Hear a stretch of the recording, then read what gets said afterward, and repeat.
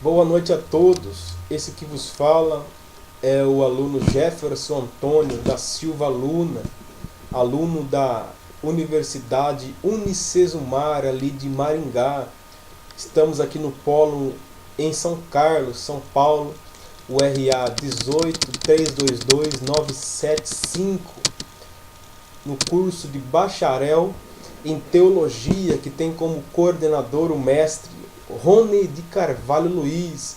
Estou aqui enviando esse vídeo na atividade que nos fora proposto, atividade mapa da matéria Pregação e Práticas Ministeriais, que tem como professor o mestre Rafael de Paula e também o reverendo Hernandes Dias Lopes, que muito nos auxiliou nas aulas ao vivo. Deus seja louvado pela vida dos professores, que Deus continue assim abençoando. Meus amados irmãos, nessa atividade mapa que nos fora proposto, temos aqui como um texto base a carta de Paulo aos Romanos, o capítulo 8, do versículo 31 ao versículo de número 39. Meus amados e queridos irmãos, no capítulo 8 da carta de Paulo aos Romanos, o apóstolo ele vai começar escrevendo que já não existe nenhuma condenação para aqueles que estão unidos a Cristo na sua morte e ressurreição, pois a lei do Espírito de Deus nos trouxe vida, assim também como nos livrou da lei do pecado e também da morte. Sendo assim a nossa natureza humana, a nossa carne fraca, Deus ele vai enviar o seu único Filho, que veio na natureza, na forma de natureza pecaminosa, a fim de acabar com a lei do pecado. Vemos que Paulo agora vai escrever que temos uma obrigação. E qual que é essa obrigação? É a de não vivermos mais de acordo com a nossa natureza humana, de acordo com a carne, pois se vivermos segundo a nossa natureza humana, segundo a carne, seremos assim controlados por ela, chegando ao ponto de morrermos espiritualmente, se tornando assim inimigo de Deus por não agradar a Ele. Vemos que Paulo, meus irmãos, ele vai deixar algo bem claro, que aqueles que são guiados pelo Espírito de Deus são filhos de Deus, pois o Espírito de Deus que recebemos não nos torna escravo. Pelo contrário, o Espírito de Deus ele vai testificar com o nosso espírito que somos filhos de Deus, nos fazendo assim herdeiros das bênçãos que Deus reservou para o seu povo e co-herdeiros com Cristo de tudo que o Pai reservou para ele. Deus seja louvado por essas palavras do apóstolo Paulo. Vemos que no versículo número 31, Paulo ele vai começar o conhecido cântico de vitória. O apóstolo começa no versículo 31 dizendo: que diremos, pois, a essas coisas? Se Deus ele é por nós, quem será contra nós? Vemos que quando Deus nos escolhe e nos chama para exercer um ministério, Ele nos deixa uma imensa garantia. E qual que é essa garantia? É de que Deus, Ele é por nós. Deus seja louvado por isso. Meus amados irmãos, servir a Deus não quer dizer que estamos livres de perseguição. Pelo contrário, se Cristo, em seu ministério terreno, Ele foi perseguido, imagine nós. Temos que entender uma coisa, que o servo, ele nunca vai ser maior do que o Senhor. Se Cristo foi perseguido, nós também seremos assim perseguidos também. Mas vemos que grandes homens da Bíblia, personagens, sofreram também perseguição durante o seu ministério exercido nessa terra. Vemos dentre esses, eu quero aqui destacar o profeta Jeremias, profeta do Reino do Sul, Judá, Jerusalém. Vemos que Jeremias ele vai sofrer diversas perseguições. Jeremias vai ser perseguido tanto ali pelo povo, tanto pelos sacerdotes e também pelos reis. Vemos que o povo tentou matar Jeremias. Os sacerdotes espancou Jeremias e os reis ali tentaram ali aprisionar o profeta de Deus. Mas vemos que Deus, no capítulo 1, versículo 18 e versículo 19 de Jeremias, vai deixar ali algumas palavras encorajadoras para o profeta Jeremias, prometendo ali que iria guardar o profeta. Deus vai dizer a Jeremias no versículo 18: porque eis que hoje eu te ponho por cidade forte, por coluna de ferro e por muros de bronze contra toda a terra, contra os reis de Judá, contra os seus príncipes, contra os seus sacerdotes e contra todo o povo da terra. O interessante no versículo 19 é que Deus ele vai dizer ao profeta Jeremias: Jeremias, pelejarão contra ti, mas não prevalecerão, porque eu sou contigo para te livrar, diz o Senhor. Então vemos, meus amados irmãos, que podem até se levantar contra os escolhidos de Deus, contra aqueles que Deus confia um ministério nessa terra. Porém temos aí uma enorme certeza. Qual que é a certeza? Deus, ele é por nós. Deus seja louvado por isso. O apóstolo Paulo vai continuar esse cântico dizendo: aquele que nem mesmo a seu próprio filho poupou, antes o entregou por todos nós, como não nos dará também com ele todas as coisas? Vemos que o apóstolo Paulo já havia mencionado em Romanos capítulo 5 e o versículo 8 dizendo: mas Deus dá prova do seu amor para conosco, em que Cristo morreu por nós, sendo nós ainda pecadores. Vemos o amor de Deus sendo manifestado na entrega do seu único Filho, quando ainda éramos pecadores, quando estávamos distantes, quando estávamos em treva, quando estávamos destituídos. Aí isso nos mostra, meus amados irmãos, o amor de Deus que excede todo o entendimento. Vemos que Deus, ele nos deu o seu único Filho, e assim também como ele nos deu o seu único Filho, ele pode também assim nos dar com ele todas as coisas, segundo assim a sua vontade.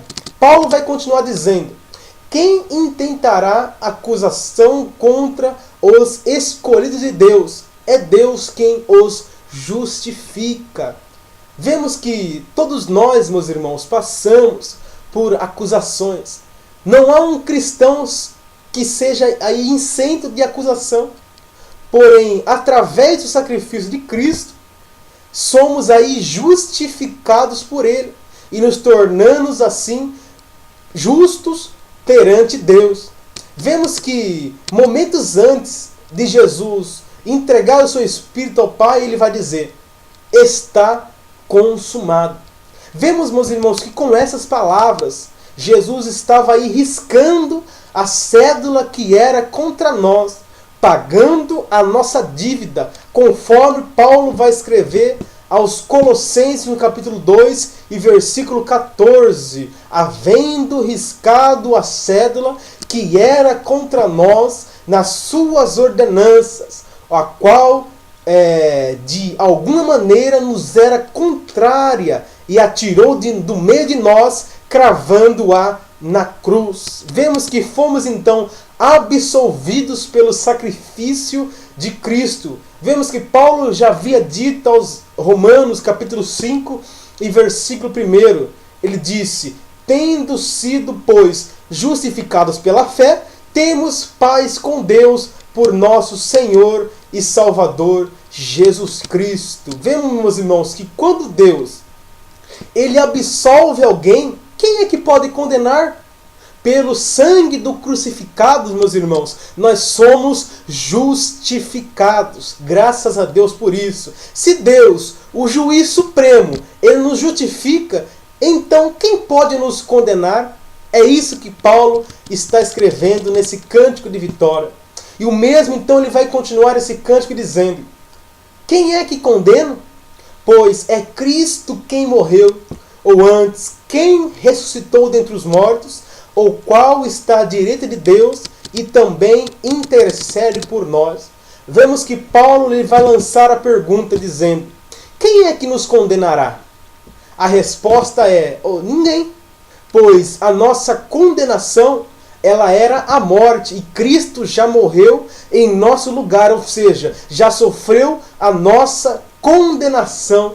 Vemos que o apóstolo Paulo ele vai dizer que o mesmo Cristo que morreu, ressuscitou dentre os mortos, está à direita de Deus, Pai, e também intercede por nós. Ou seja, Jesus ele é o nosso mediador. Vemos que Paulo ele vai escrever ao jovem Timóteo, na sua primeira carta a Timóteo, capítulo 2, versículo 5, dizendo: porque há um só Deus e um só mediador entre Deus e os homens, Jesus Cristo, homem. Vemos que o pecado ele é descrito na Bíblia como transgressão à lei de Deus. Vemos isso em 1 João, capítulo 3, versículo de número 4. Vemos que pecamos contra Deus todos os dias. Quem é que não peca contra Deus? Como seres humanos, meus irmãos, nós somos falhos. Mas a graça de Deus, que temos um mediador para nos justificar perante Deus. Graças a Deus que temos Jesus Cristo como nosso mediador, que nos justifica perante Deus. Deus seja assim louvado por isso. Vemos que João, meus irmãos, ele vai escrever na sua primeira epístola, no 1 João capítulo 2, versículo 1, João vai escrever: meus filhinhos, estas coisas vos escrevo, para que não pequeis, e se alguém pecar, temos um advogado para com o Pai, Jesus Cristo, o justo. Deus seja louvado por isso. Paulo vai continuar então o cântico dizendo: quem nos separará do amor de Cristo? A tribulação? A angústia? A perseguição? Ou a fome? Ou a nudez? Ou o perigo? Ou a espada?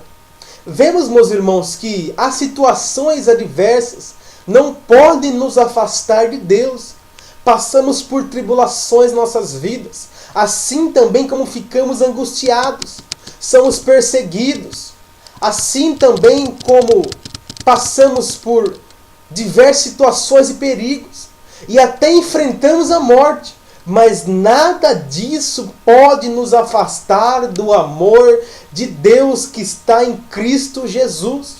Nada pode nos afastar do amor de Cristo. O amor de Cristo, meus irmãos, ele excede o nosso entendimento. Ele vai muito além daquilo que imaginamos. Nada pode nos separar do seu amor. Nada. Nem a perseguição, nem a angústia, nem a nudez, nem o perigo, nem a espada e nem mesmo a morte. Vemos que Paulo ele vai continuar escrevendo, como está escrito: por amor de ti somos entregues à morte todo dia. Somos reputados como ovelhas para o matador. Mas em todas essas coisas somos mais do que vencedores por aquele quem nos amou. Mas em todas essas coisas nós somos mais do que vencedores por aquele que nos amou. Vemos que Jesus Cristo nos faz mais que vencedores em todas as situações adversas de nossas vidas, independente, meus irmãos, daquilo que enfrentamos. Cristo nos faz mais do que vencedores. Meus irmãos, ser vencedor já é algo maravilhoso. Agora, imagine só, ser mais do que vencedor é algo inexplicável. E só Jesus Cristo que pode nos fazer mais do que vencedores. A maratona, o campeonato, a luta, a corrida, entre outros, pode fazer alguém um vencedor, fazer alcançar o primeiro lugar do pódio. Mas só Jesus Cristo é que nos pode fazer mais do que vencedores, ou seja, só Jesus nos faz estar acima do primeiro lugar do pódio. Deus seja louvado por isso, louvado seja Deus. Paulo então vai continuar o cântico dizendo: porque estou certo de que nem a morte, nem a vida, nem os anjos, nem os principados, nem as potestades, nem o presente, nem o porvir, nem a altura, nem a profundidade, nem alguma outra criatura poderá nos afastar, nos separar do amor de Deus que está em Cristo Jesus, o nosso Senhor. Vemos que o apóstolo Paulo ele vai encerrar esse cântico com uma certeza. E qual que é essa certeza? Ele vai dizer: nada poderá nos afastar do amor de Deus que está em Cristo Jesus, nosso Senhor. Paulo vai dizer que nem a morte e nem a vida, ou seja, o amor de Deus pelo seu servo não acaba quando morremos. Não. Nós que estamos em Cristo sabemos que se passarmos dessa vida para outra, nos encontraremos com o Senhor e estaremos com Ele para toda a eternidade, provando o seu maravilhoso amor. Ou seja, nem a morte nem a vida poderá nos afastar do amor de Deus que está em Cristo Jesus. Jesus Cristo é o nosso Senhor. Ele é o Senhor da morte e também é o Senhor da vida, pois Ele foi crucificado e também ressuscitou dentre os mortos ao terceiro dia. Ou seja, Ele morreu e também ressuscitou. Ele é o Senhor da vida e é o Senhor da morte. Paulo vai continuar dizendo: nem os anjos e nem as autoridades ou poderes celestiais poderá nos afastar do amor de Deus que está em Cristo Jesus. Ou seja, nem os anjos têm o poder de convencer a Deus de deixar de nos amar. Nem mesmo os governantes, que às vezes se opõem contra os cristãos verdadeiros, eles podem mudar o conceito de Deus sobre os seus servos. Vemos que Nabucodonosor, em certa feita, ele tentou separar aqueles 3 jovens, Sadraque, Mesaque e Abednego, os 3 jovens adoradores. Ele tentou separar do amor de Deus através daquela fornalha de fogo ardente. Porém, vemos que ele não obteve êxito, pois o Senhor livrou os 3 jovens daquela fornalha de fogo ardente, mostrando que nada pode nos separar do seu amor. Nada pode nos separar do seu amor. Nem mesmo os poderes celestiais podem nos afastar do amor de Deus, pois o Senhor já triunfou sobre eles, conforme Paulo escreve aos Colossenses no capítulo 2 e versículo 15, dizendo: e despojando os principados e potestades, humilhando-os, expondo publicamente, e deles triunfou em si mesmo. Vemos que nenhuma força no céu ou na terra pode impedir que Deus ame o seu povo. Nenhuma força no céu ou na terra pode assim impedir que Deus ame o seu povo. Nem as coisas presentes e nem as coisas por vir. Olha só que interessante. O amor de Deus não diminui conforme o tempo. Não. O amor de Deus não diminui com o tempo. Não há nada que possa acontecer a seus servos agora ou no futuro que fará com que Deus deixe de amar os seus servos. Não. Ele é o Senhor do tempo. Nem a altura e nem a profundidade. O Senhor não deixa de amar o seu povo por causa dos seus altos e baixos. Não. Não é por causa dos altos e baixos que enfrentamos em nossas vidas que o Senhor vai deixar de nos amar, não. O Senhor nos ama nos momentos bons e também nos momentos ruins, na altura e na profundidade. E Ele vai dizer: nem qualquer outra criação poderá nos afastar do amor de Deus que está em Cristo Jesus. Nem qualquer outra criatura, ou seja, Paulo está dizendo com essas palavras que absolutamente nada pode nos afastar de Deus. Nada pode fazer com que Deus deixe de amar os seus filhos. Nada pode fazer Deus deixar de amar os seus filhos. Deus seja louvado por isso. Meus amados irmãos, uma coisa é certa: servimos a um Deus imutável. Um dos seus atributos, como escreveu Tiago na sua epístola, no capítulo 1 e versículo 17. Tiago vai dizer: toda boa dádiva e todo dom perfeito vem do alto, descendo do Pai das luzes, em quem não há mudança e nem sombra de variação.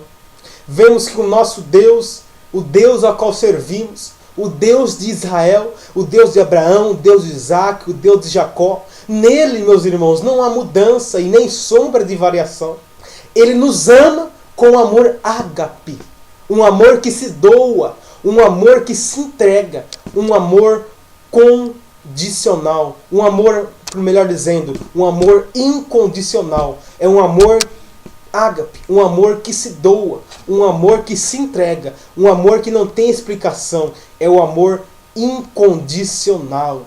Deus seja louvado por essas palavras, por essa revelação a qual Deus nos propôs nessa noite, nessa atividade que nos fora proposto, em nome de Jesus. Eu quero aqui agora agradecer à Universidade Unicesumar, primeiramente aí ao reitor Wilson de Matos Filho, também ao professor da matéria Pregação e Práticas Ministeriais, o professor mestre Rafael de Paula, também ao reverendo Hernanes Dias Lopes e também ao nosso coordenador do curso de bacharel em teologia, o mestre Rony de Carvalho. Que Deus assim continue abençoando essa universidade, o reitor, os professores, o nosso coordenador, e que possamos aí, ao decorrer dos meses, dos anos, até o fim desse curso, aprender e sermos aí edificados todos juntos para a glória de Deus Pai. Que Deus abençoe a todos em nome de Jesus, e segue aí então o nosso vídeo dessa matéria, atividade mapa da matéria Pregação e Práticas Ministeriais. Que Deus abençoe, fiquem todos com a paz do nosso Senhor e Salvador Jesus Cristo. Amém?